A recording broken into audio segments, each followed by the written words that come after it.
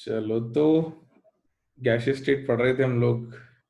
और मैंने तुम लोगों को कुछ होमवर्क दिया था पढ़ने को। पढ़ा क्या भाई किसी ने? क्या दिया था याद है? Surface tension? अरे नहीं नहीं, सरफेस टेंशन पढ़ने को थोड़ी दिया था। कैसी बात कर रहे हो? ये बोला था एंटीजाइजोथर्म थोड़ा पढ़ गया ना, क्या होता है क्या नहीं होता है ना? पढ़ा। Good evening good evening. Liquefaction of gases, हाँ। लिक्विफैक्शन ऑफ गैसेस पढ़ने के लिए बोला था मैंने, बिल्कुल, कि लिक्विफैक्शन ऑफ गैसेस पढ़ के आना है। क्योंकि मैंने तुम लोगों को कुछ पॉइंट्स लिखवाए थे, मैंने कहा था कि इसको अपन समझेंगे डिटेल में अगली क्लास में। सरफेस टेंशन कब करेंगे? सरफेस टेंशन बेटा गैसियस स्टेट में नहीं करेंगे। Surface tension is a topic of liquids, जो यहाँ नहीं आएगा। तो वैसे तो आप लोग अभी लिक्विड्स या क्या कहते हैं, हाइड्रोस्टैटिक्स वगैरह पढ़ोगे फिजिक्स में, हाइड्रोडायनेमिक्स। तो वहाँ पे सरफेस टेंशन, यहाँ तो सिर्फ इंट्रोडक्शन है वर्ड का मतलब, वहाँ पे सरफेस टेंशन पूरा डिटेल में आएगा। तो surface tension is not a part of gaseous state, it's a part of liquid state. तो उसको यहाँ पे नहीं पढ़ेंगे। हाँ भाई, जो पढ़ने को बोला वो तो बताओ। इधर उधर की बातें कर रहे हो तुम, ये सर वो सर। ये पढ़ा या नहीं पढ़ा, कुछ समझ में आया एंड्रयूजाइजोथर्म? थोड़ा बहुत कुछ पढ़ा होगा तो। हाँ, थोड़ा समझ में आया, चलो कोई बात नहीं। पढ़ना जरूरी है, अभी समझते हैं अपन लोग तो समझ में आ जाएगा। तो लिखना स्टार्ट कर लें भाई, स्टार्ट करें अपनी क्लास। चलो तो लेट्स मूव अहेड। यहां तक हम लिख चुके थे। पॉइंट बी क्या है, ये लिखा था हमने। बिटवीन पॉइंट बी एंड सी क्या हो रहा था वो हमको लिखना था। तो पहले लिख लेते हैं, फिर मैं आप लोगों को इन पॉइंट्स को भी समझाऊंगा कि भाई जो हमने लिखा है उसका मतलब क्या है। तो लिखो बेटा, बिटवीन बी एंड सी, उसमें लिखो लिक्विड। इसको रीड ऐसे करते हैं बेटा, liquid in equilibrium with vapours. ये जो स्टेटमेंट लिखा है मैंने, या सिंबल की फॉर्म में लिखा है, तो liquid in equilibrium with vapours ऐसे रीड करते हैं इसको, ठीक है? Liquid in equilibrium with vapours at a constant pressure which is equal to vapor pressure of liquid, vapor pressure of liquid। तो ये सब समझाऊंगा मैं आपको। अभी फटाफट से इसको कंप्लीट कर लेते हैं। at point C, at point C liquefaction is complete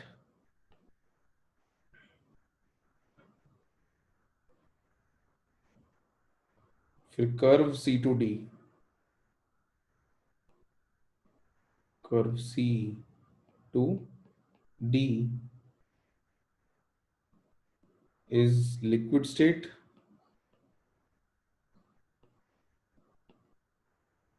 comma, curve is steep because liquids are not easily compressed. Curve is steep because liquids are not easily compressed. Because liquids are not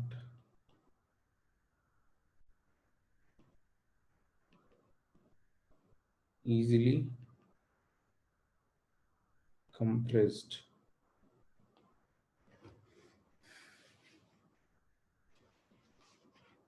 तो ये second point के काफी सारे points थे। फिर third point पे आ जाते हैं। एक बार हम लोग लिखना कंप्लीट कर लें तो इसको समझना शुरू करेंगे कि हम कह क्या रहे हैं इन सारे पॉइंट से। तो थर्ड पॉइंट पे लिखो, at higher temperatures like T1, at higher temperatures like T1, sorry, higher temperatures, T1 का मार्क किया था अपन नीचे, सॉरी। तो हायर टेम्परेचर्स दैन T1 कर देना बेटा उसको, लाइक की जगह अपने को T1 से ऊपर वाले टेम्परेचर की बात कर रहे हैं।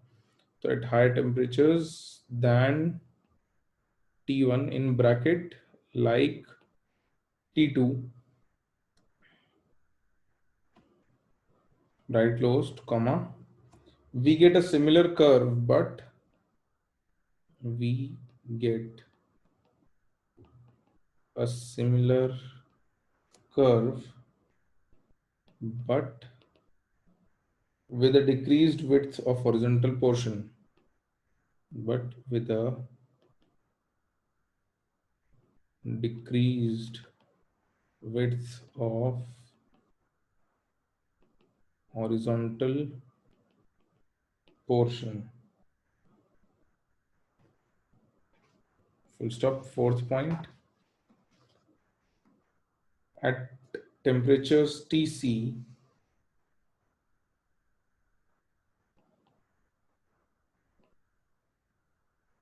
at temperature Tc, comma, the horizontal portion reduces to a point.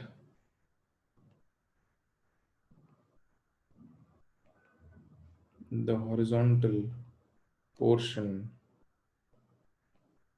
reduces to a point, full stop, at temperatures higher than Tc, at temperatures higher than Tc, there is no indication of liquefaction. There is no indication of liquefaction. Full stop. Thus, for every gas, there is a limit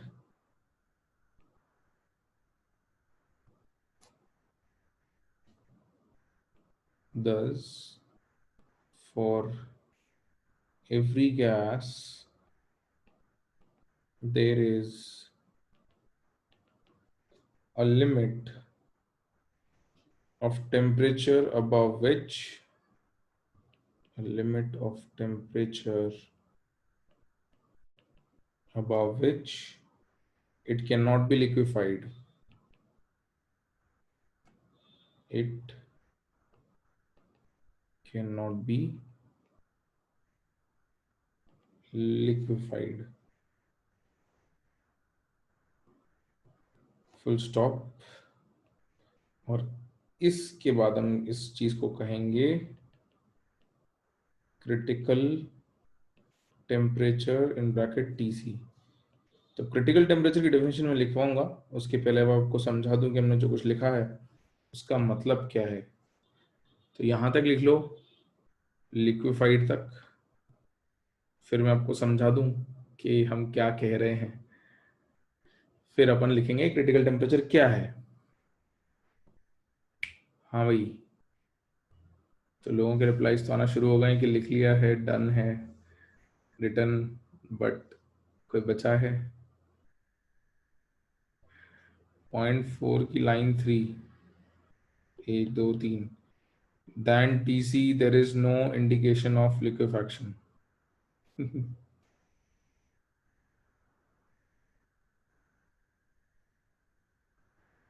Akshat, after critical temperature ideal behaviour is shown, ये नहीं कहा हमने। हमने कहा कि critical के ऊपर वो लिक्विफाई नहीं होगी। अब आइडियल बिहेवियर होगा या नहीं होगा वो तो देखना पड़ेगा, बट ऐसा होगा भी नहीं actually. Just above critical ideal होगा नहीं, क्योंकि क्रिटिकल पे तो लिक्विफाई हो जाती है, लिक्विड ही बन जाती है। अरे अभी सब समझाऊंगा, तुम चिंता क्यों कर रहे हो? इसकी तो जरूरत ही नहीं लिखने की कि थर्ड और फोर्थ पॉइंट हिंदी में समझा दो, सब समझाऊंगा मैं। समझाने के लिए तो वेट कर रहा हूँ तुम्हारा। लिख लिया क्या, ये बताओ? लिख लिया तो अपन आए वापस। हाँ, चलो अब अपन वापस जाते हैं। जो कुछ हमने लिख ली है थ्योरी, थ्योरी लिखी है तुम्हारी फ्यूचर रेफरेंस के लिए, भाई कभी देखना हो तो ऐसे देख सकते हो। अब समझ लेते हैं जो कुछ हमने लिखा है उसका मतलब क्या है। तो ये ग्राफ तो एक्सपेरिमेंटली बना दिया एंड्रयूज ने। उसने एक्सपेरिमेंट करे, गैस को एक टेम्परेचर पर रखा, प्रेशर पर रखा, वॉल्यूम नापी, फिर प्रेशर बढ़ा दिया, वॉल्यूम नापी, फिर प्रेशर बढ़ाया, वॉल्यूम नापी। ऐसे बढ़ाते बढ़ाते वो अलग अलग ग्राफ बनाता गया। तो एक ग्राफ के पॉइंट्स बनाए, उन पॉइंट्स को जोड़ा तो ऐसा ग्राफ मिल गया। फिर दूसरे ग्राफ के पॉइंट्स बनाए, उनको जोड़ा तो ऐसा ग्राफ मिल गया। ऐसे उसने ग्राफ बनाया और एक ग्राफ बना। इसमें उसने क्या ऑब्जर्व किया कि भाई जैसे ये पॉइंट टेम्परेचर T1 पे ग्राफ जब बनता है तो एक प्रेशर वॉल्यूम, दूसरी प्रेशर वॉल्यूम, तीसरी प्रेशर वॉल्यूम, चौथी प्रेशर वॉल्यूम। फिर जब वो ये वाला प्रेशर अप्लाई करता है, ठीक है, इसके करस्पॉन्डिंग जब वो प्रेशर अप्लाई करता है, let's call this as P1। सुनना ध्यान से। तो जब उसने P1 के करस्पॉन्डिंग प्रेशर अप्लाई कर दिया तो पॉइंट बी पर वॉल्यूम आई, लेकिन वो वॉल्यूम फिर कम होती गई, मतलब रुकी नहीं। तो गैस पे प्रेशर बढ़ाया, वॉल्यूम इतनी आई बी के करस्पॉन्डिंग, V1 आई, बट वो वॉल्यूम कम होती गई, ठीक है, बी के करस्पॉन्डिंग V1 आ गई जब प्रेशर P1 था। बट इस प्रेशर पे वॉल्यूम कम होती गई, कम होती गई, कम होती गई, कम होती गई, कम होती गई, और उसने देखा कि V1 डैश एक वॉल्यूम आती है और यहां पर उसको सिर्फ लिक्विड मिलता है, यहां पे बचता है सिर्फ लिक्विड। और जब शुरू किया था तो उसने किससे शुरू किया था? गैस से। तो ये उसका ऑब्जर्वेशन था कि जब किसी एक टेम्परेचर T1 पे मैं ग्राफ बनाता हूं तो शुरू में मैंने गैस से स्टार्ट किया, उस पर प्रेशर बढ़ाता गया, वॉल्यूम कम होती गई, ठीक है, ऊपर जा रहे हैं प्रेशर बढ़ रहा है, पीछे आ रहे हैं वॉल्यूम कम हो रही है। एक पॉइंट आता है कहीं ना कहीं जहां पर गैस का लिक्विफैक्शन स्टार्ट होता है, इसलिए हमने पॉइंट बी पे लिखा है कि liquefaction of gas starts. Liquefaction start मतलब गैस का लिक्विड में कन्वर्ट होना स्टार्ट होता है। देख लो अपने अपने नोट्स में यही लिखा होगा हमने, at point B liquefaction starts, ठीक।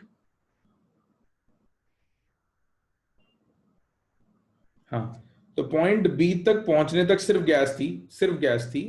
अब पॉइंट बी पे क्या हुआ? लिक्विड बनना शुरू हुआ। जितने से जैसे लिक्विड बनता जाएगा वैसे वैसे वॉल्यूम कम होती जाएगी। ये बात समझ आती है? लिक्विड, गैस को लिक्विड में कन्वर्ट करते जाओगे तो लिक्विड की तो डेंसिटी ज्यादा होती है, उसकी वॉल्यूम कम आएगी। तो जैसे ही आप इस पॉइंट पर पहुंचे थे, गैस ने लिक्विड में कन्वर्ट होना शुरू हुआ और धीरे धीरे धीरे धीरे धीरे धीरे गैस जो पूरी लिक्विड में कन्वर्ट हो गई। तो बिटवीन बी एंड सी हमने लिखा है कि liquid in equilibrium with vapour, यानी यहां पर लिक्विड भी होता है और वेपर भी होता है और ये इंटरकन्वर्ट हो रहे हैं, ठीक है। तो from B to C the liquid is converting to, sorry, gas is converting to liquid. Point C पर हमारे पास पूरा पूरा क्या बच गया? क्या बन गया? पूरा पूरा गैस का लिक्विड बन गया। यही लिखा है अपन ने कि at point C liquefaction is complete, यही लिखा है। अब अगर पूरा लिक्विड बन गया बेटा, तो यहां ये जो ग्राफ है C2D, ये लिक्विड का ग्राफ होगा या नहीं होगा? बिल्कुल होगा। और इसमें हमने ये लिखा है कि लिक्विड कंप्रेसिबल कम होते हैं, यानी लिक्विड की वॉल्यूम में चेंज बहुत कम आता है। तो हमने ये बात लिखी है कि भाई प्रेशर बहुत बढ़ा दिया अपन ने, देखो C से D गए तो प्रेशर बहुत ज्यादा बढ़ा दिया, this is your increase in pressure. लेकिन वॉल्यूम में इंक्रीज देखोगे, डिक्रीज देखोगे, तो वॉल्यूम में थोड़ा ही डिक्रीज आया। So the decrease in volume is small but increase in pressure is large. तो ये लिक्विड्स की प्रॉपर्टी होती है कि दे आर लेस कंप्रेसिबल, बहुत ज्यादा प्रेशर लगाने पर बहुत थोड़ा वॉल्यूम में चेंज आएगा। तो ये ग्राफ हमारा ऐसा बनता है, ठीक है। समझ में आया कि ग्राफ ऐसा क्यों बन रहा है? क्योंकि गैस जो है वो लिक्विड में कन्वर्ट हो रही है, इसलिए ये रीजन आ रहा है। अब हमने कहा कि टेम्परेचर बढ़ा दें, है ना, टेम्परेचर बढ़ा दें, T1 से T2 पे चले गए तो ग्राफ वैसे ही बनता है। फर्क क्या आ जाता है कि हायर टेम्परेचर पे लिक्विड और गैस का जो डिफरेंस है वॉल्यूम का, वो कम हो जाता है, क्योंकि टेम्परेचर बढ़ाने पे लिक्विड की डेंसिटी भी कम हो जाती है। ग्राफ को उल्टा क्यों पढ़ रहे हैं? नहीं बेटा, उत्कर्ष उल्टा नहीं पढ़ रहे हैं। जरूरी नहीं है ग्राफ हमेशा ऐसे ही बने, डिपेंड करता है ना डेटा कहाँ है तुम्हारे पास। ठीक है, तो ग्राफ उल्टा नहीं पढ़ रहे हैं, वो तो तुमको आदत है कि ग्राफ इधर ही जाता है। तो डिपेंड करता है ना वॉल्यूम कहाँ से कहाँ वेरी कर रही है, तो कोई ग्राफ उल्टा नहीं पढ़ रहे हैं, ठीक है। डोम बेटा, ये डोम बनना, ये क्या है? ये अपन जैसे पॉइंट बी और सी इस ग्राफ के लिए था, T1 के लिए। इक्विलिब्रियम प्रूव क्यों करना है विधान बेटा? क्यों प्रूव करना है इक्विलिब्रियम? इक्विलिब्रियम प्रूव करने का मतलब क्या है? हम तो बस कह रहे हैं लिक्विड और वेपर इक्विलिब्रियम में। तुम कंडीशन वेरी करोगे तो इधर भी जा सकते हैं, इधर भी जा सकते हैं, डिपेंड करता है कि तुम क्या कंडीशन वेरी करते हो। रिवर्सिबल है ना, ठीक है। अच्छा अभी रुको तो सही, भी खत्म नहीं हुआ है, मैं समझा रहा हूँ भाई, आई एम एक्सप्लेनिंग स्टिल। फिर टेम्परेचर बढ़ाया जब अपन ने, फिर ग्राफ बनाया, तो ऑब्वियस सी बात थी कि टेम्परेचर बढ़ाने पे सेम प्रेशर पे सेम वॉल्यूम के लिए प्रेशर ज्यादा चाहिए, तो ग्राफ थोड़ा ऊपर शिफ्ट हो जाता है टेम्परेचर बढ़ाने पे। अब इस दूसरे टेम्परेचर पे तुम प्रेशर बढ़ा रहे हो, लिक्विड गैस की वॉल्यूम कम कर रहे हो, पॉइंट, ये पॉइंट जैसे बी था, इसको बी डैश कह देते हैं, ये सी के करस्पॉन्डिंग सी डैश आ जाएगा। तो बी डैश पे लिक्विफैक्शन स्टार्ट होगा, लिक्विड में कन्वर्ट होगा, बट लिक्विड कन्वर्ट हो जाएगा सी डैश पे। अब हमने ये ऑब्जर्व किया कि भाई जो नीचे वाले ग्राफ थे उनमें गैप ज्यादा था, ऊपर वाले ग्राफ में गैप कम है, और ऊपर जाएंगे तो ग्राफ में गैप और भी छोटा होता जाएगा। तो ये जो पॉइंट्स हैं, जैसे लिक्विड वाले पॉइंट इधर आएंगे, गैस वाले पॉइंट इधर आएंगे, इनको जोड़ दें तो एक थोड़ा सा गैप बन जाता है। ये जो है ये गैप है। ये गैप क्या बता रहा है कि इस रीजन में लिक्विफैक्शन होता है, मतलब इसके बाहर इधर गैस है और इधर लिक्विड है, और इसके अंदर कन्वर्जन हो रहा है लिक्विड और गैस का। ठीक है। तो अब क्या है कि यहां पर लिक्विड हायर टेम्परेचर पे हायर वॉल्यूम का बन जाता है। तो सी पे वॉल्यूम लिक्विड की कम थी, सी डैश पे लिक्विड की वॉल्यूम ज्यादा है। तो ये विड्थ जो है वो कम होती जाती है, जैसे जैसे टेम्परेचर बढ़ाते जाओगे लिक्विड हायर वॉल्यूम का बनता जाएगा और डिफरेंस बिटवीन लिक्विड और गैस कम होता जाएगा। ठीक है। जैसे जैसे टेम्परेचर बढ़ाते जाएंगे लिक्विड और गैस के पॉइंट्स में डिफरेंस कम होता जाएगा। कम होते होते ये डिफरेंस कितना हो जाता है, यहां पर लिक्विड और गैस में गैप क्या हो जाता है यहां पे, जीरो। इस पॉइंट को हमने कहा है कि क्रिटिकल टेम्परेचर पे ये जो गैप है ये हो जाता है जीरो। और इससे ऊपर चले जाएं अगर, तो इससे ऊपर हायर टेम्परेचर जाने पे क्या कभी लिक्विड मिलता है हमको, क्या कभी लिक्विड मिलता है, क्या नहीं मिलता है। तो ये तो हमारा ग्राफ था। अब इस ग्राफ से कंक्लूजन क्या निकला, ये सुन लो। जो काम की चीज है, जो सबसे ज्यादा काम की चीज है, वो कंक्लूजन ये निकला कि एक ऐसा टेम्परेचर आएगा जिससे ऊपर टेम्परेचर होने पर गैस कभी भी लिक्विड में नहीं बनेगी, no liquid formation will take place. तो ऐसा मिनिमम टेम्परेचर जिसके ऊपर कभी भी गैस का लिक्विफेक्शन ना हो, इसको हम कहेंगे क्रिटिकल टेम्परेचर। ये बात समझ में आती है? This is the minimum temperature above which gas can not be liquefied. ठीक है, मिनिमम ही है ना भाई, इसके ऊपर भी नहीं लिक्विफाई हो रही, 50 के ऊपर करोगे तो भी नहीं लिक्विफाई होगी। लेकिन इन सब का जो मिनिमम टेम्परेचर जिसके ऊपर गैस लिक्विफाई नहीं होती उसको क्रिटिकल टेम्परेचर कहते हैं। बिल्कुल सही बात है, ये ग्राफ हर इंडिविजुअल गैस के लिए अलग बनेगा। This graph will be different for each individual gas. उसमें टेम्परेचर्स की वैल्यू अलग अलग आएंगी, बट लगभग नेचर ऑफ ग्राफ ऐसा रहेगा गैस के लिए। बिल्कुल। तो क्रिटिकल पे लिक्विफाई तो होगा, लेकिन अपन उसको एक नया नाम देंगे। मैं भी तुम लोगों को लिखवाऊंगा कि गैप में डिफरेंस क्या है। अरे यार कैसी बात कर रहे हो, ये वॉल्यूम ऑफ गैस, ये वॉल्यूम ऑफ लिक्विड, तो डिफरेंस जो है वो गैस और लिक्विड की वॉल्यूम का डिफरेंस है। भाई एक मोल लिक्विड O2 और एक मोल गैसियस O2 की वॉल्यूम अलग अलग होगी या नहीं होगी?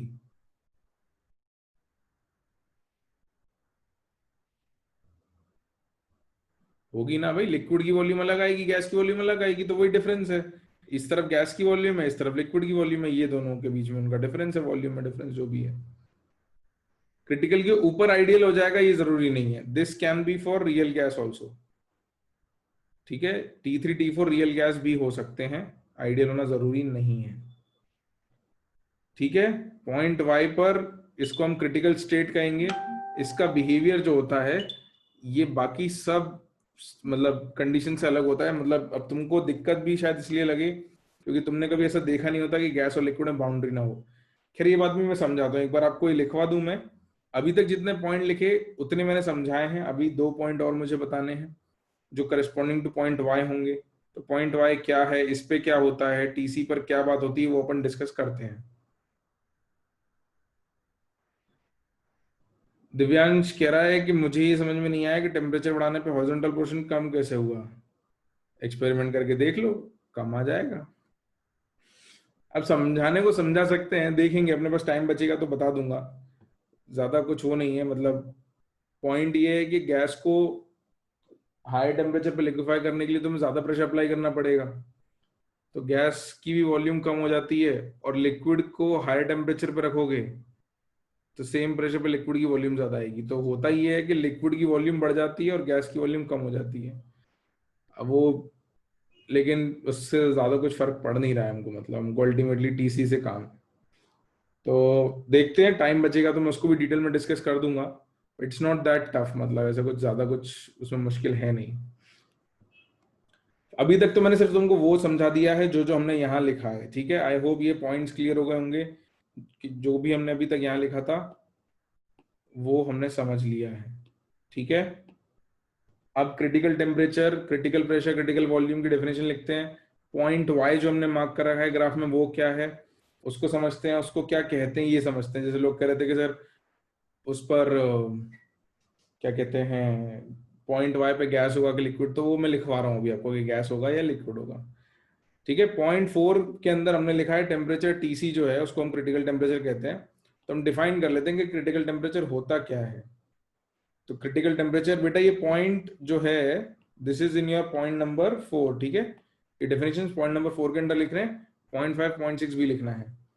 तो लिखो maximum temperature at which a gas can be liquefied, maximum temperature at which a gas can be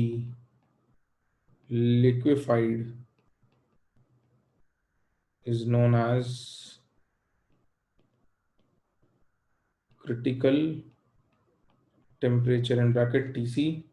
इसका फॉर्मूला आपको याद रखना पड़ेगा, this is 8A upon 27RB। और क्या कोई मुझे बताएगा यहाँ A B और R क्या है, पड़ी हुई चीजें आपकी। What is A, what is B and R,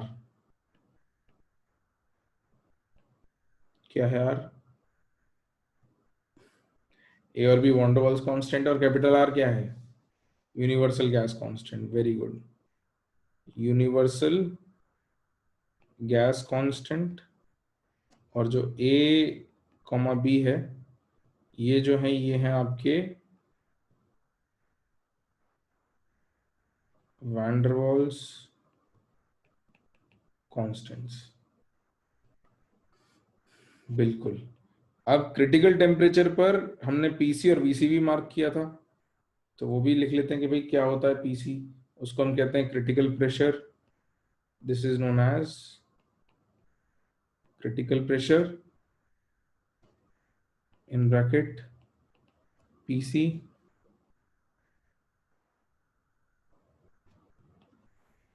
उसमें लिखो the minimum required pressure, the minimum required pressure to cause liquefaction at critical temperature,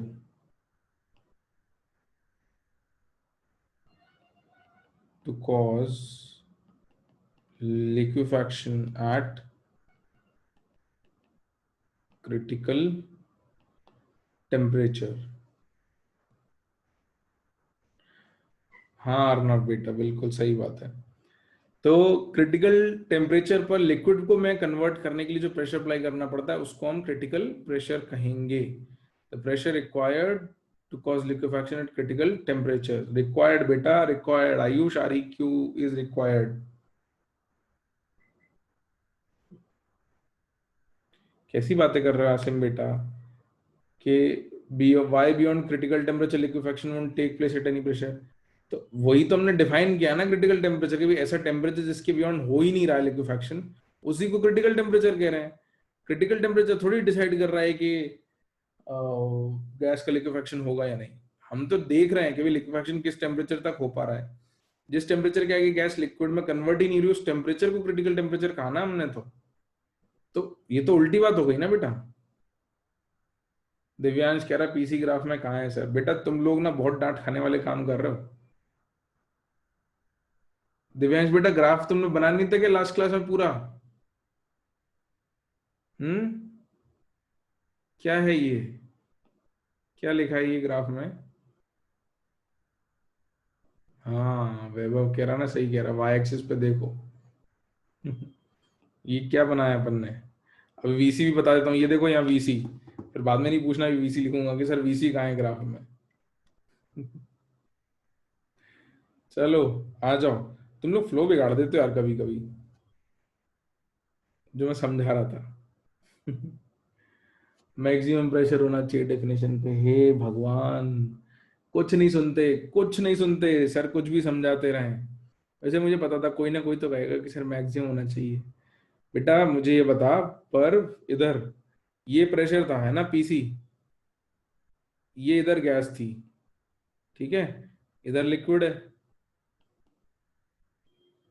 pressure बढ़ाना जरा, पीसी की जगह P2 प्रेशर अप्लाई करना। यहाँ क्या मिल रहा है तेरे को? यहाँ गैस मिल रही है क्या? जल्दी बता, अब मैं वेट कर रहा हूँ। लिक्विड मिल रहा है, और प्रेशर बढ़ा दे, P3। तो अभी गैस मिल रही है क्या? लिक्विड मिल रहा है। तो भाई ये पीसी मैक्सिमम प्रेशर है कि मिनिमम प्रेशर इन सब में, जहां लिक्विड मिल रहा है?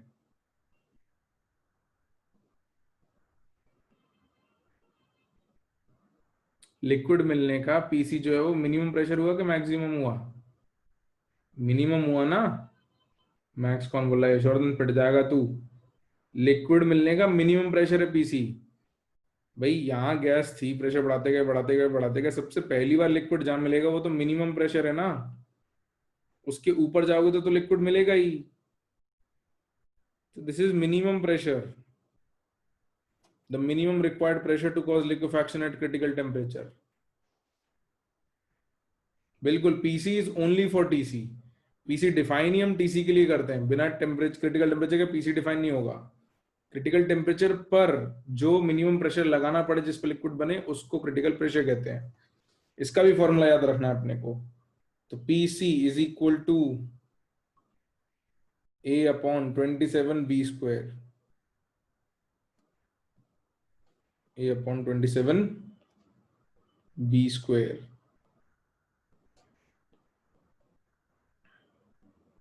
अब मैं यहाँ पे नहीं बता रहा ए और बी क्या है, ये आपने को ऑलरेडी पता है। A and B are van Waals constants, ठीक है, इसको दोबारा लिखने की जरूरत बिल्कुल भी नहीं है।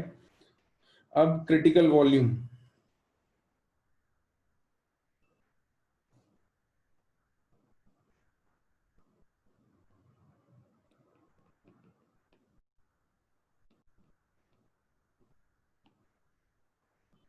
वैसे जिन जिन ने घर पे थोड़ा रीड किया था उन लोगों को थोड़ी ज्यादा फील आई क्या समझने में, कि हाँ सर ये बिल्कुल समझ में आ गया कि ग्राफ क्या है? आई ना? हाँ। तो यही होगा, थोड़ा सा प्री रीड करके आओगे ना तो आपको बहुत जल्दी समझ में आएगा कि आपने जो पढ़ा था उसका मतलब क्या है।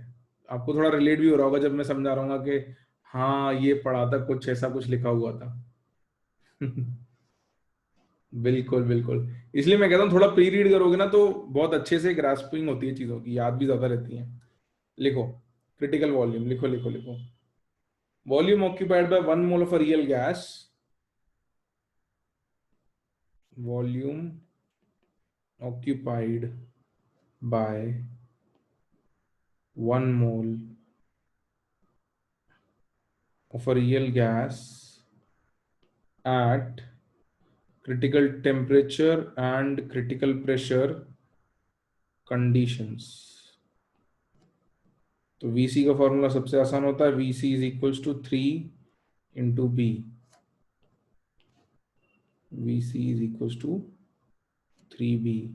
अब अगला पॉइंट लिखवाने से पहले मैं एक सवाल ही पूछ लेता हूं तुम लोगों से, तो थोड़ा सवाल करते हैं, उसके बाद अगला पॉइंट लिखेंगे।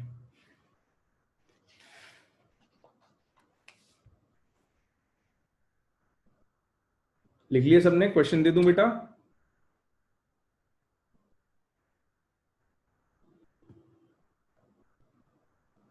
ठीक है, लिखो question. Find out the value of compressibility factor.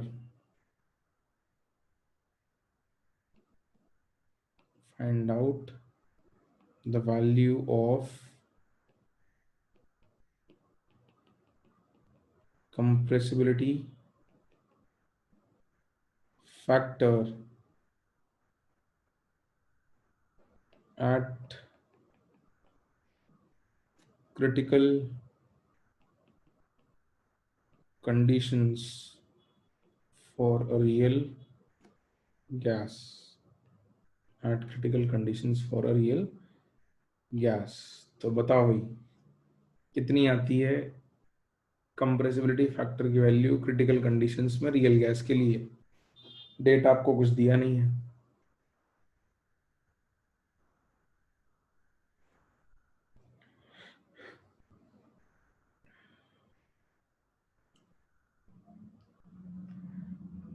One, बिना कैलकुलेट करे पुष्कर बेटा डायरेक्ट बोल दिया अपन ने वन। बहुत गलत बात है। बिना कैलकुलेट करे तुक्का लगाने का क्या मतलब है? कैलकुलेट करो, फॉर्मूला लिखो। जेड का फॉर्मूला क्या लिखा था बेटा अपन ने? क्या लिखा था जेड का formula? Z is equals to, बहुत सारे फॉर्मूले थे, यहाँ कौन सा काम आएगा? कोई भी आंसर नहीं दे रहा यार, ये तो बहुत ही सिंपल सवाल है, बस थोड़ा सोचना पड़ेगा।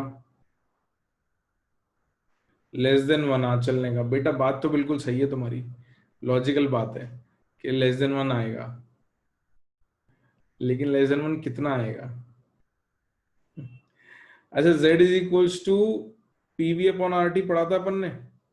बताओ बताओ जल्दी, ये बताओ। आंसर आए हैं मेरे पास कुछ लोगों के, उन्होंने सही जवाब दिए हैं, बाकी लोगों को बता दो। बेटा z equal to PV by R T पढ़ा था, तो एट क्रिटिकल कंडीशन अपन क्या लिख सकते हैं? At critical conditions z is equals to P C V C upon R T C लिख सकते हैं। अब जरा वैल्यू रख देना पी सी वी सी और टी सी की इस फॉर्मूले में। पी सी वी सी और टी सी की वैल्यू तो रखो जरा, क्या आती है रख के। तो पी सी कितना रख दें अपन? A upon 27b², V C is 3b upon R into T C is 8a upon 27 RB। इसको सॉल्व कर दो, एक सिंपल सा आंसर आ जाएगा जो हमेशा के लिए एक ही आने वाला है। कितना आ रहा है सबसे पहले देखो किसने आंसर दिया था। Let me see who gave me the answer first initially. तो आंचल ने जेड लेस देन वन का था, बात तो सही थी, बट कैलकुलेट करके Ayush, Asim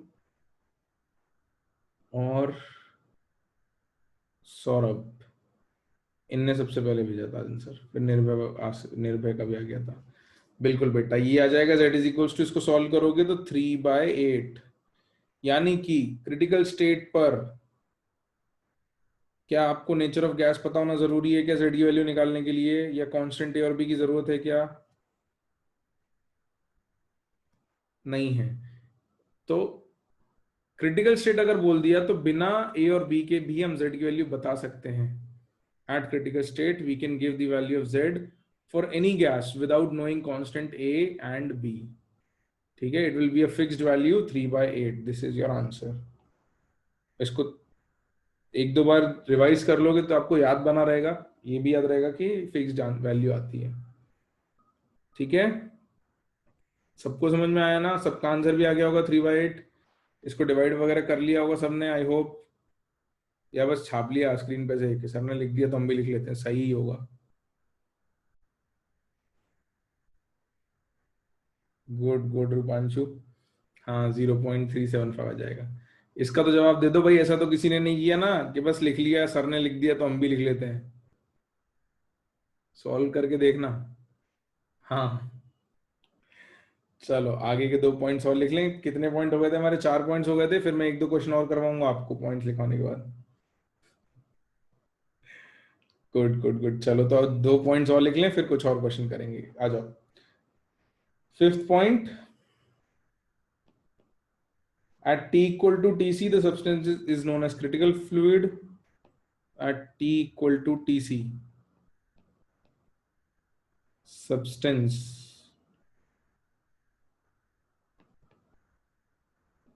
is known as critical fluid.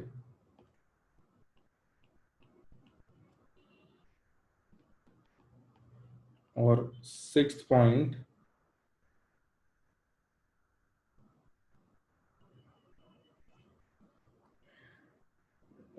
Point, point y corresponds to critical state. Point y corresponds to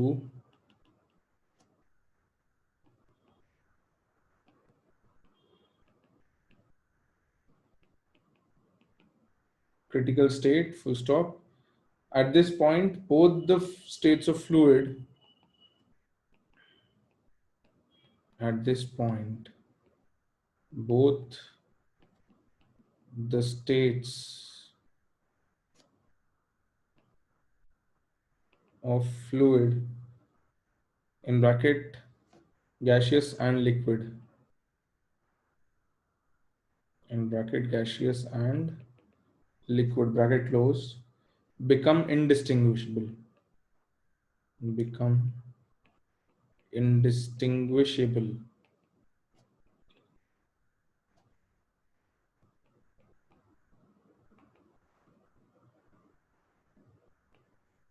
indistinguishable का मतलब क्या है? मतलब उन दोनों में कोई डिफरेंस नहीं है, हमको पता चलता। मैं इसको थोड़ा सा आपको डायग्राम बना के भी समझा दूंगा कि क्या मतलब है इसका। Full stop, the surface of separation between liquid and gas disappears, the surface of separation between liquid and gas disappears. Full stop. Various physical properties like density, various physical properties like density, comma, refractive index,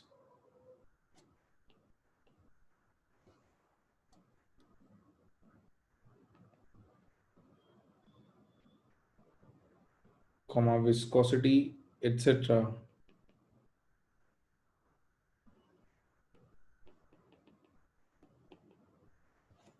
have identical values for both the states.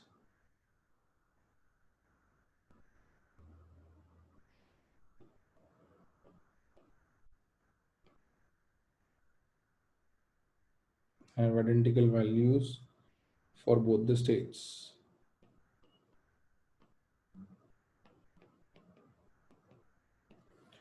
तो इसको लिख लो। मैं बता देता हूँ इस point का मतलब क्या है कि .6 जो हम कह रहे हैं, अब होता क्या है कि तुमने कभी ऐसा देखा नहीं होता कि यार लिक्विड भी है और गैस भी है और दोनों में फर्क नहीं पता चल रहा, क्योंकि हम normal room temperature, room pressures की बात करते हैं। मैं बता देता हूँ जो हमने पॉइंट लिखा है इसका मीनिंग क्या है। लिख लिया कि सबने? तो देखो मीनिंग क्या है बेटा, मैं बता दे रहा हूँ। यहाँ पे क्या होता है कि जैसे मान लो आपके पास एक कंटेनर है, उस पर आपने पिस्टन लगा रखा है और उस पिस्टन को आप कंप्रेस करते हो। If you start compressing this piston, तो शुरू में गैस थी यहाँ पर, initially there was only gas. फिर बाद में क्या हुआ, थोड़ा लिक्विड बनना शुरू हुआ, तो लिक्विड क्या होगा, लिक्विड की डेंसिटी गैस की डेंसिटी से अलग होगी। तो आपको लिक्विड स्टेट और गैसियस स्टेट में एक डिफरेंस दिखेगा, है ना भाई? डेंसिटीज अलग अलग होंगी तभी दिखेगा ना। अगर डेंसिटी सेम हो गई तो नहीं दिखेगा। तो ये जो बाउंड्री है ना, ये बाउंड्री एग्जिस्ट करती है गैस और लिक्विड में।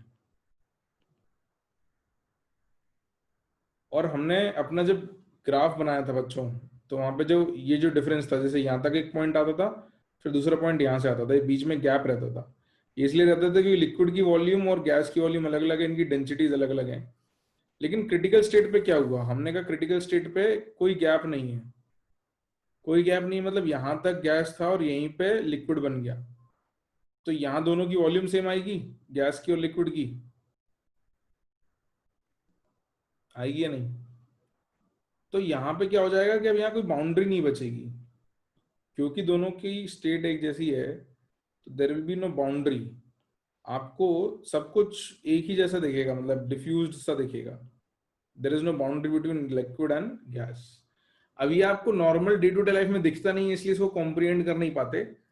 लेकिन आप ये एक्सपेरिमेंट कभी कर पाओ अगर आप, तो आपको दिख जाएगा। मतलब जैसे there something more that you will see, triple point of water कहलाती है एक चीज, जब पानी एक ही टेम्परेचर पे फ्रीज भी हो रहा होता है और बॉयल भी हो रहा होता है। तो आपको लगता है कि यार ऐसा कैसे हो सकता है, लेकिन ये होता है एक्सपेरिमेंटली। तो उसके लिए कंडीशंस बनानी पड़ती हैं। लेकिन पॉइंट वाई का मीनिंग क्या है? पॉइंट वाई का मीनिंग बस इतना सा है कि भाई लिक्विड और गैसेस में क्योंकि कोई डेंसिटी डिफरेंस नहीं है, इसलिए कोई फिक्स्ड बाउंड्री हमको दिख नहीं रही। No fixed boundary. ठीक। हाँ वैभव बेटा बिल्कुल। वो उत्कर्ष बेटा ट्रिपल पॉइंट पढ़ाऊंगा तब बताऊंगा, है ना। अभी तो अपन ये बात कर रहे हैं। तो पॉइंट वाई का मतलब समझ में आ गया कि ऐसी कंडीशन जहां पर गैस और लिक्विड में डिफरेंस नहीं दिखता हमको।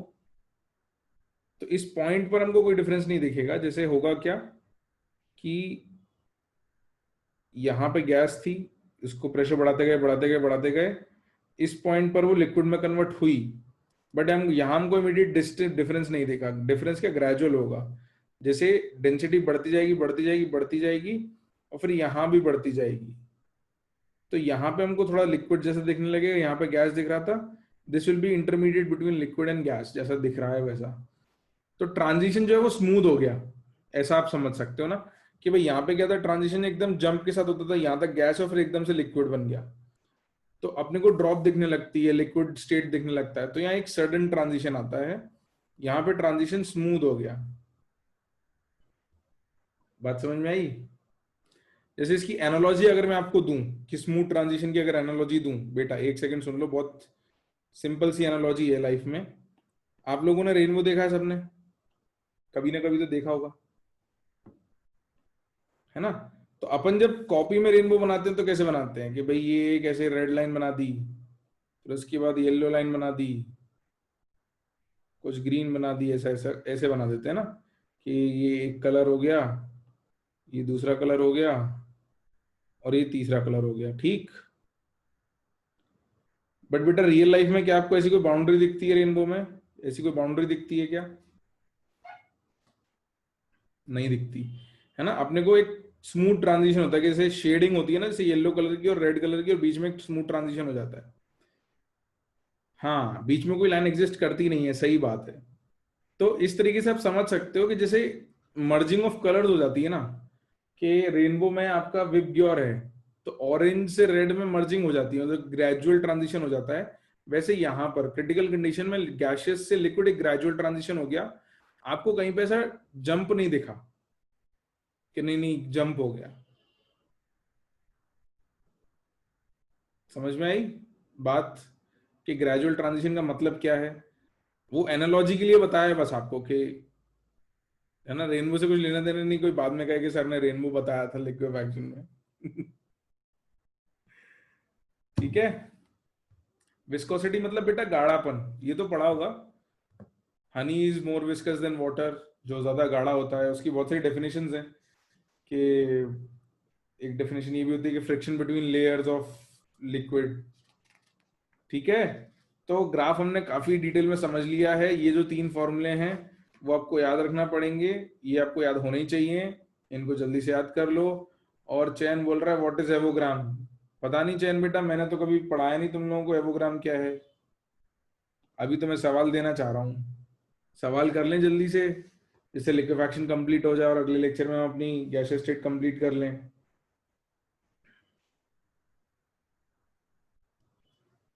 ओके, ठीक है।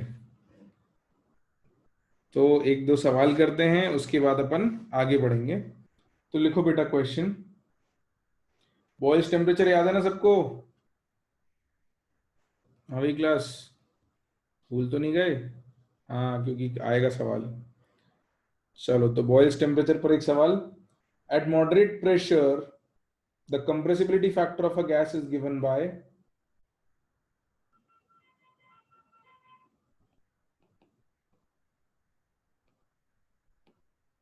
Eight moderate pressure comma the compressibility factor. हाँ दिव्यांश बेटा बिल्कुल, थोड़ा सा अपने को एक्स्ट्रा भी पढ़ना होगा ना, एनसीईआरटी थोड़ा एक्स्ट्रा भी पढ़ेंगे अपन। तो the compressibility factor of a gas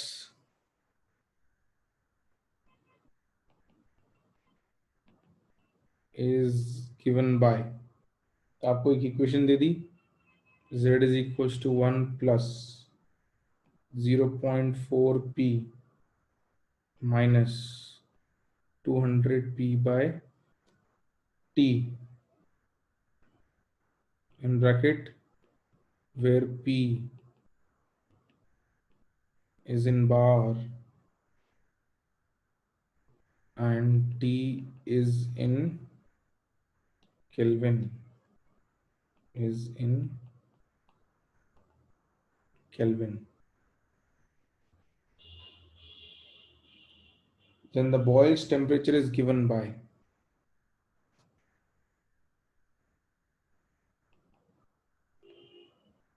then the boil's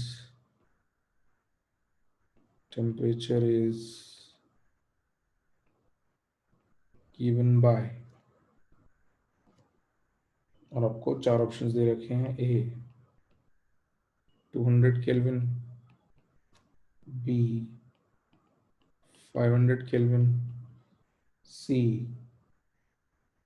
2400 by 27 kelvin, या फिर डी 400 केल्विन।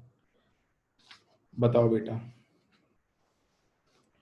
सवाल तो सिंपल ही लग रहा है मेरे को, बस अब तुम्हारे ऊपर है तुम इसको कैसे करते हो। अंडरस्टैंडिंग बेस्ड है, अगर आपको बॉयल्स टेम्परेचर का मीनिंग याद होगा तो हो जाना चाहिए।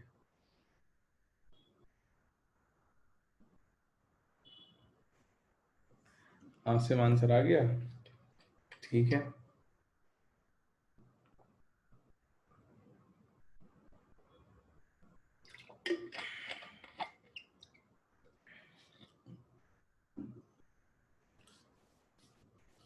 ठीक है वैभव, चयन, दिव्यांश गड़बड़ लग रहा है बेटा, यश गड़बड़ लग रहा है, अक्षत दशोरे सही है बेटा।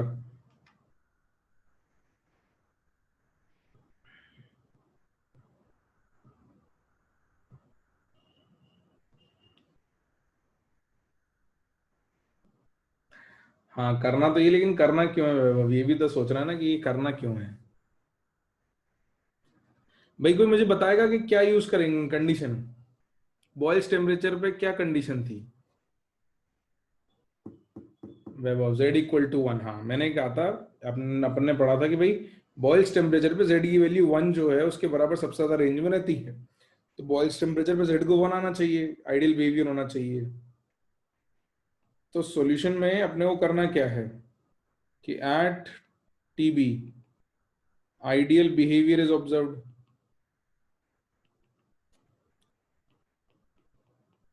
काफी रेंज ऑफ प्रेशर में ऑब्जर्व होता है, तो therefore z is equals to 1 which is equals to 1 plus 0.4p minus 200p by T.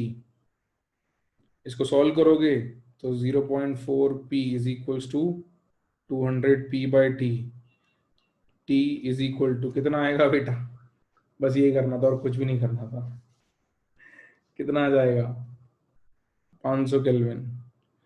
तो सॉल्यूशन देख के तो ऐसा लगा होगा कि यार ये तो बहुत ही आसान था, सवाल पढ़ के लग रहा था कि कितना आसान सवाल होगा, पहली बार तो नहीं लगता ना, लगता पता नहीं क्या इक्वेशन दे दी है, राइट।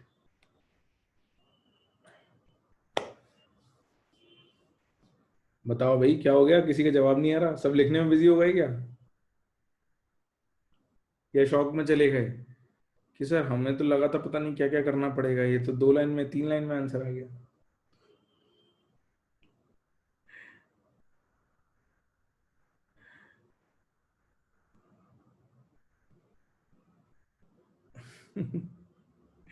सवाल पढ़ के लगा था कि नहीं लगा था कि यार ये थोड़ा लंबा सा होगा, हो सकता है, ऐसा कुछ लगा था क्या।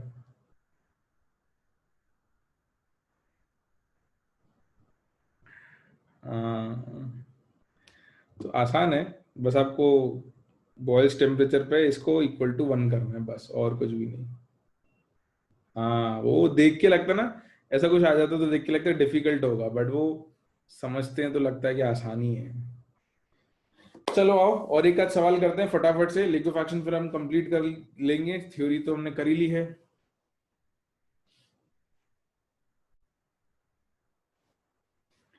फिर हमको इन्वर्जन टेम्परेचर और एक दो छोटी छोटी बातें हैं जो बच जाएंगी चैप्टर में, तो वो हम एक लेक्चर में कंप्लीट कर लेंगे। तो अगले लेक्चर में हमारी थ्योरी कंप्लीट हो जाएगी गैसियस स्टेट की, थोड़े से क्वेश्चन प्रैक्टिस कर लेंगे। हाँ, ऐसे कुछ कुछ सवाल मिलेंगे बिल्कुल आपको कि वो शक्ल में देख के लगते हैं कि पता नहीं क्या सवाल दे रखा है तब, और सॉल्व करने पे आसान रहता है ना। जैसे सही बात कही, श्रोडिंगर वाले देखने में खतरनाक लगती है इक्वेशन, बट उसको अपने को ज्यादा कुछ करना ही नहीं होता। आ जाओ, let's move ahead, next question पर आ जाओ बच्चों। CH4 एंड CO2, इसमें थोड़ा सोचना पड़ेगा, दिमाग लगाना पड़ेगा ना। आसानी है, मुश्किल नहीं है, बट आपको सोचना पड़ेगा कि करना क्या है। लिखो, CH4 and CO2 have nearly equal values of, CH4 and CO2 have nearly equal values of van der Waals constant B.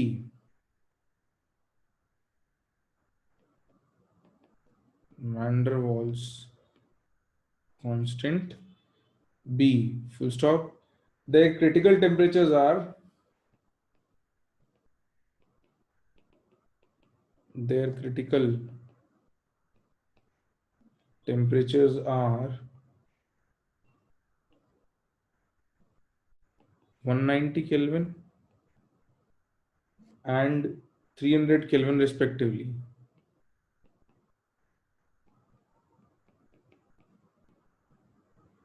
Full stop. The critical pressure of CO2, if, ऐसा करो full stop, if the critical pressure करके लिख लो, if the critical pressure of CO2 is 75 atm, comma, then what is the critical pressure of, yeah, what will be the critical pressure of, what will be the critical pressure of CH4? बताओ भाई, क्या आएगा critical pressure, ये आपको बताना है।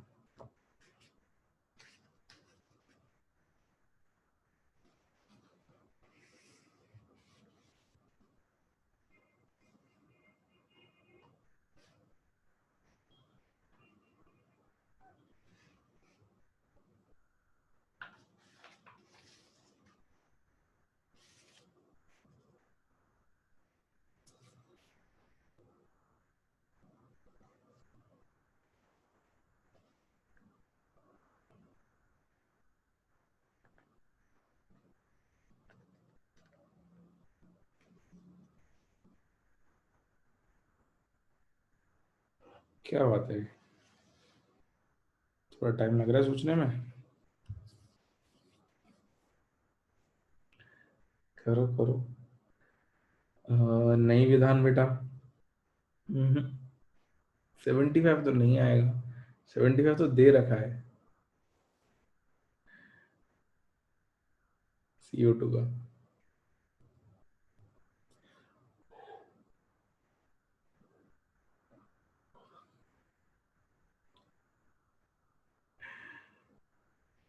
क्या आएगा? आंचल 118.4 नहीं।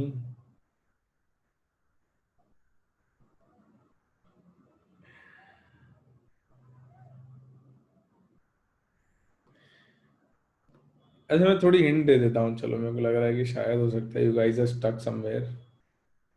अरे बढ़िया सा आंसर आएगा यार, मतलब डेसिमल की एक प्लेस पे आएगा, लेकिन इजी कैलकुलेशन आएगा। डेटा मॉडिफाई किया है तुम्हारे लिए मैंने आसान करने के लिए।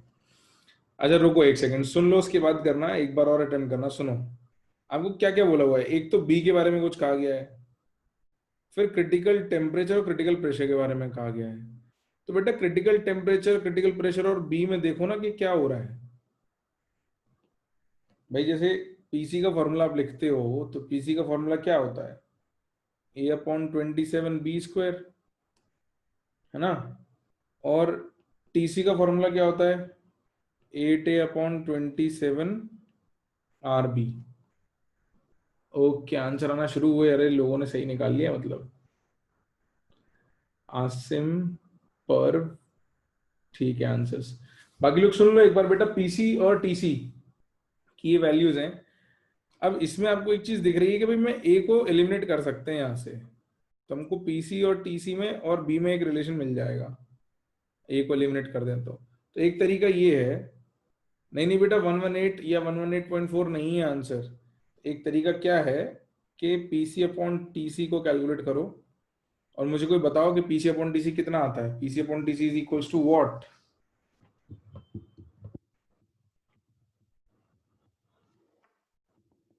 डिवाइड करो और बताओ कि कितना आता है।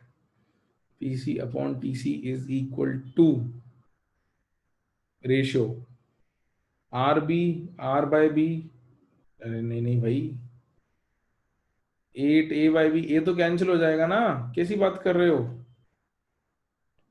R/8B आना चाहिए। हाँ अब सही आया है, गुड। कैपिटल R/8B आएगा, यही आएगा। नहीं पीयूष जैन बेटा, गलत कैलकुलेट किया है तुमने।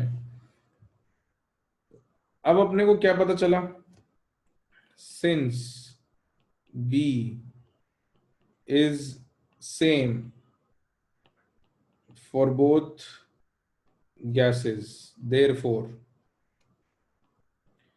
Pc by Tc of CO2 is equals to Pc by Tc of CH4 हो जाएगा। कह सकते हैं ना भाई, R/8B, अगर B सेम है तो R/8B भी सेम आएगा। बस अब कर दो, अब तो सभी हो गया, अब लोगों के आंसर्स भी आ रहे हैं, सही है, वैल्यू रख दो बस। तो क्रिटिकल प्रेशर CO2 का आपको दे रखा था 75 अपॉन क्रिटिकल टेम्परेचर CO2 का कितना दे रखा है 300 इज इक्वल टू पीसी पता करना है CH4 का, और टेम्परेचर दे रखा है 190। हाँ बेटा, अब सही निकाला है सब लोगों ने, उत्कर्ष, चयन, रितेश, है ना, बाकी लोगों ने भी, यशोधरा। यशोधरा थोड़ा सा मिस्टेक किया आपने कैलकुलेशन में, डिवाइड बाय 2 में गड़बड़ करी है। बस तो इसको सॉल्व कर दो, इसको सॉल्व करने पे अपने को आंसर मिल जाएगा, P C is equals to 47.5, ये वैल्यू आ जाएगी।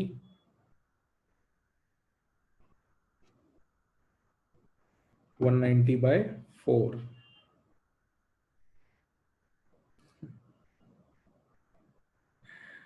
उत्कर्ष A1 और A2 लेते हैं अगर अलग अलग गैसेस की बात कर रहे हो, तो पीसी अपॉन डीसी तो अपन एक ही गैस की बात कर रहे हैं बेटा, तो पीसी अपॉन डीसी क्योंकि एक ही गैस की बात कर रहे हैं इसलिए ये A कैंसिल हो जाएगा।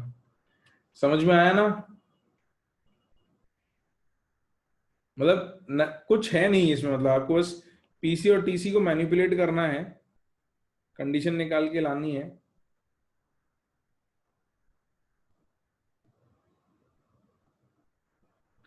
तो बेटा A1 A2 लोगे तो हो नहीं पाएगा ना उत्कर्ष, A1 और A2 लिख लोगे तो ये कैंसिल ही नहीं होंगे, और तुम दोनों गैसेस के लिए A1 A2 नहीं लिख सकते, ऐसा नहीं कर सकते कि तुमने इसके लिए A1 ले लिया दूसरी गैस के लिए भी A1 ले लिया, तो ये गलत है।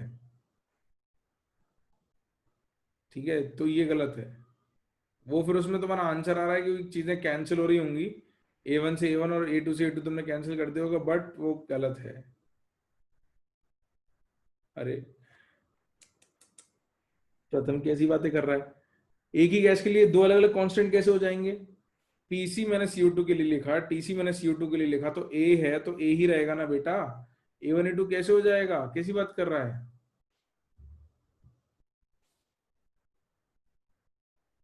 ठीक है, नोट कर लिया सबने? Has everyone noted this down?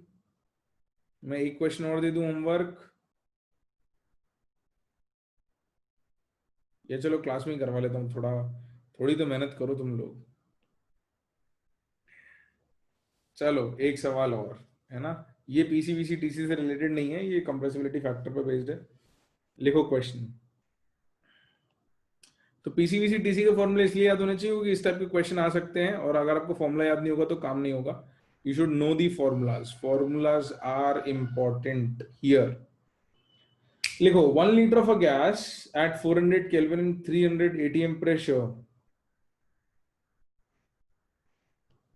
1 liter of a gas at 400 Kelvin and 300 atm pressure is compressed to a pressure of 600 atm, is compressed to a pressure of 600 atm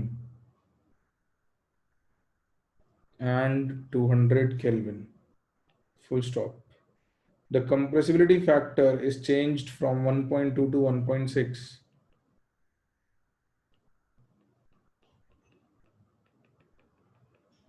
The compressibility factor is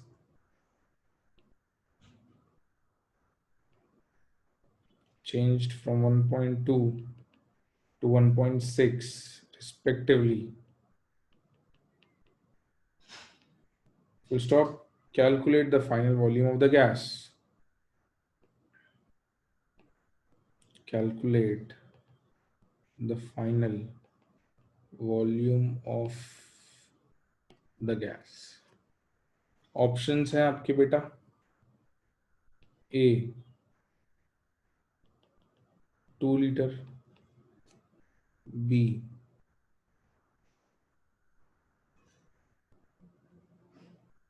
2/3 liter। तो पहले तो ये बता दो कि volume बढ़ेगी या कम होगी। C is 1/3 liter या फिर D is 4/3 liters। D is 4/3 litre.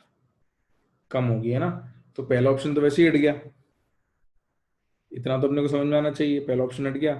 अब बस देख लो कि भाई किसी किसी क्वेश्चन में ऐसा भी हो सकता है कि एक ही ऑप्शन लेस देन वन हो जाए, तो उसको डायरेक्ट मार्क कर सकते हैं। यहाँ नहीं है, यहाँ दो ऑप्शन लेस देन वन है, तो सॉल्व करना पड़ेगा। बिल्कुल, डी भी हट गया, सही बात है, ए और डी तो हट गए, ये दोनों तो हट गए।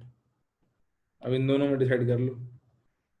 तो वैसे तो तुम्हारे ऐसे हिट एंड ट्रायल में 50% प्रोबेबिलिटी तो ऐसे ही बढ़ गई, तुक्का लगाने में 50% हो गई तुम्हारी प्रोबेबिलिटी करेक्ट होने की।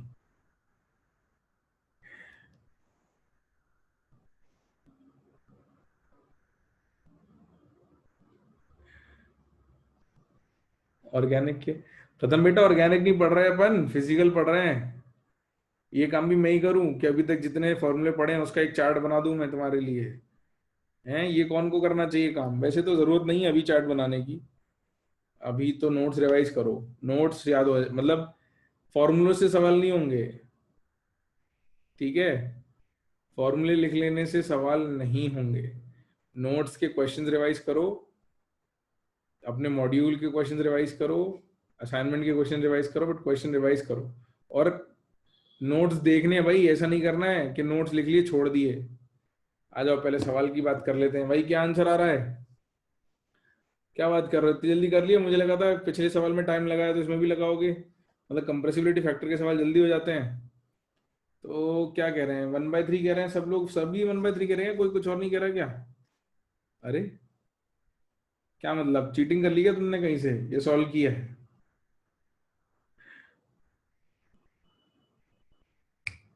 सॉल्व किया है, सही है, सिंपल है, आसान है, ज्यादा मुश्किल नहीं है। तो z is equals to P V upon R T होता था,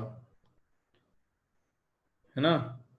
तो therefore Z1/Z2 is P1 V1 upon R T1 divided by P2 V2 upon R T2। इसको कर देते हैं, तो Z1 by Z2 is P1 V1 by T1 into T2 upon P2 and V2। Z1 Z2 की value रख देते हैं, Z1 is 1.2, Z2 is 1.6, तो 1.2 upon 1.6 is equals to P1 कितना दिया था बेटा, प्रेशर 1 300 ATM, टेम्परेचर 400, वॉल्यूम 1, तो 300 इंटू 1 बाय टेम्परेचर कितना है, कहाँ गया, 400 इंटू T2 टेम्परेचर कितना है 200, P2 कितना है, प्रेशर कितना है 600, तो इंटू V2। इसको सॉल्व करेंगे, इसको सॉल्व करने पे अपने को आंसर मिल जाएगा। क्या ऐसे ही किया था कि सबने, या किसी ने कुछ और तरीके से किया था भाई, अलग तरीके से किया था, कैसे किया था, फाइनल माइनस इनिशियल कैसे किया, आर को ट्रांसपोज करके, हाँ, मतलब वो ठीक है, मतलब मैथमेटिकली आर को इक्वेट कर दो वो भी चलेगा, मतलब रेशियो की जगह वो कुछ और हो सकता है, बट ऐसे ही किया ना सब्स्टिट्यूशन से, ठीक है, बात एक ही है वो, हाँ ठीक है, वो रेशियो निकालो ट्रांसपोज करो, बात ठीक है, लॉजिक यही लगाया था ना। आर की वैल्यू की जरूरत ही नहीं है बेटा, आर तो काट दिया अपन ने, आर की वैल्यू की जरूरत ही नहीं है।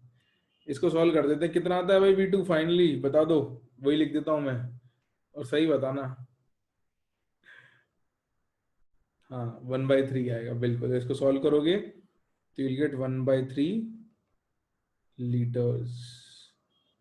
दिस इज योर आंसर, ठीक है,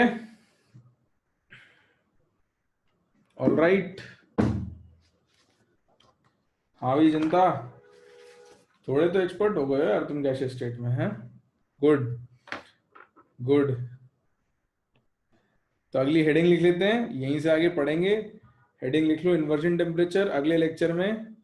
कोई बात नहीं पीयूष, नहीं हुआ तो अब तो लिख तो लिया ना तूने सॉल्यूशन, जो जो क्वेश्चन नहीं होते अपने से क्लास में उनको बाद में घर पे ट्राई करना है अपने को।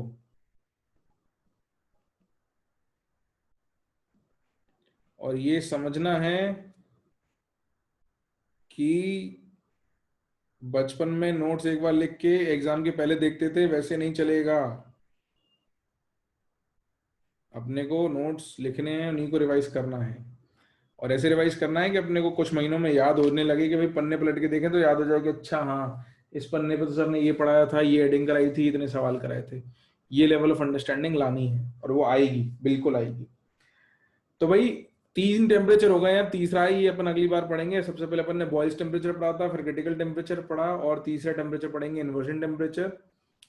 इसमें से बॉयल्स टेम्परेचर की अंडरस्टैंडिंग, क्रिटिकल टेम्परेचर की अंडरस्टैंडिंग और फॉर्मूला दोनों इंपॉर्टेंट है। इन्वर्जन टेम्परेचर का फॉर्मूला इंपॉर्टेंट है, अंडरस्टैंडिंग लिख लेंगे, अंडरस्टैंडिंग पे उतने सवाल नहीं आते जितने फॉर्मूला बेस्ड आते हैं, इन्वर्जन पे छोटा सा ही है बस।